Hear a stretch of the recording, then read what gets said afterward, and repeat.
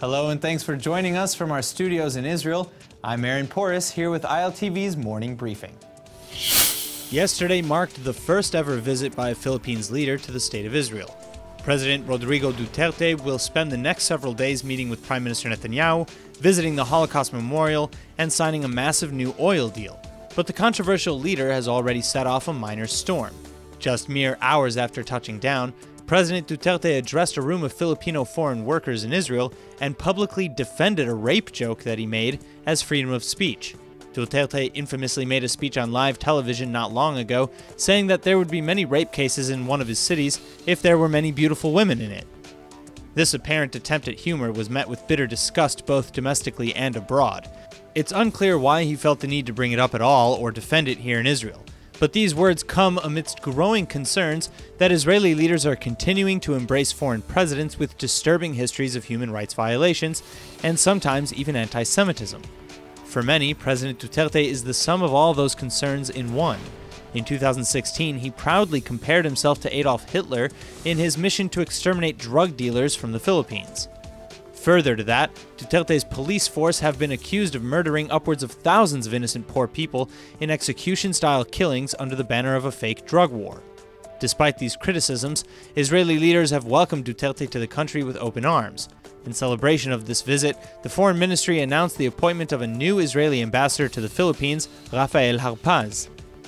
While Prime Minister Netanyahu has indeed prioritized foreign trips in an effort to find support for the Jewish state abroad, the true bottom line here may be strictly business.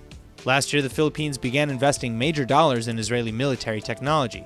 Duterte will spend his time here overseeing the finalization of an oil deal and will also likely be shopping for more Israeli-made weapons.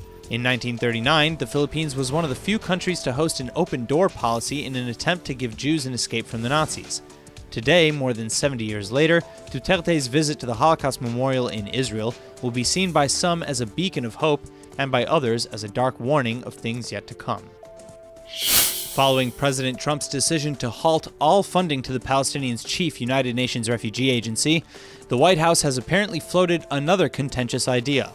Trump officials reportedly asked Jordan and Palestinian leaders to consider creating a joint Palestinian-Jordanian confederation, essentially absorbing the West Bank into Jordan. The idea was immediately shot down by both sides. This idea has been at least discussed as possible peace plans since the 1980s, but never truly pitched until now.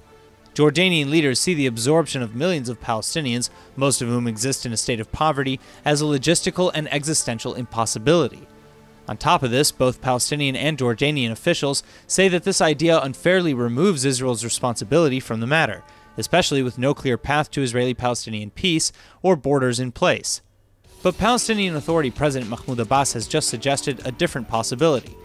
During a visit with Israeli peace activists, Abbas told the room that he would be willing to consider such a confederation if it was a trio that included Israel as well. This is the first major time Abbas has suggested any kind of alternative to a two-state solution. Abbas apparently pitched this idea to Trump's Middle East envoy during their trip to the region last year. But given the Trump administration's recent freezing of all funds to UNRWA, Palestinians are now skeptical that Trump is seeking a peaceful solution to the conflict to begin with. In a rare move, the PA has just dispatched an intelligence team to Washington, D.C. in an effort to understand what else the United States may have in store for the Palestinians. Aside from freezing all funds to UNRWA, the United States does currently send aid money to keep Israeli-Palestinian security measures in place. This is one of the rare places where Israelis and Palestinians actually cooperate on a regular basis. If those systems were to collapse as well, both sides recognize that the danger to both Israelis and Palestinians would likely spike. The school year has started in Israel and already a major strike has begun and ended. Organizations that run daycare centers held overnight talks with Finance and Welfare Ministry officials in efforts to raise the wages for caretakers working with children between ages 3 months to 3 years. The roughly 10,000 daycare workers who took part in the strike simply refused to open for the first day of the school year, forcing over 80,000 Israeli children to stay home. But now the doors are open. The Finance and Welfare Ministries agreed to pay a 1,500 shekel bonus over the September holidays, and then again over the Passover holidays in April. Additionally, a government committee under the Welfare Ministry's purview will be established to investigate ways to improve the working conditions in daycare centers, like standardization of the daycare models, as well as staffing to bring down the staff-to-child ratio. According to the OECD, developed countries have roughly one caregiver for every 4 children in a daycare. In Israel, it's between 6 and 11 children per caregiver.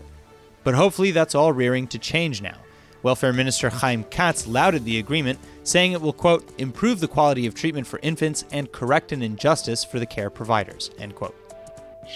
Israeli farmers, banded together by the Shurat Adin Israel Law Center, are now suing top Hamas officials at the International Criminal Court at The Hague over the months of arson-based terror attacks against Gaza's neighboring communities. Beginning in March 2018, near-daily incendiary and explosive kites and balloons floated down into southern Israel, lighting tens of thousands of acres of agriculture and nature reserves ablaze. Well, now, at the ICC, prosecutors are being urged to investigate the alleged war crimes committed by Khaled Mashal, Saleh Harouri, and Zahir Jabarin, top Hamas officials.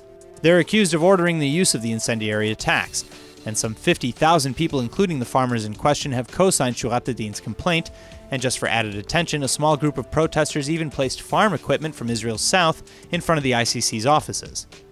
Shurat Adin wrote that the farmers and their families have, quote, endured the daily barrage of incendiary devices launched from Gaza, as well as the trauma of the incessant attempts to invade Israeli communities and murder civilian men, women, and children in their homes. That throughout all the arson and rocket attacks from Gaza, the world stood by silently. That's all for now. I'm Aaron Porras, and see you later with our main daily broadcast from Israel at 2 p.m. Eastern Time.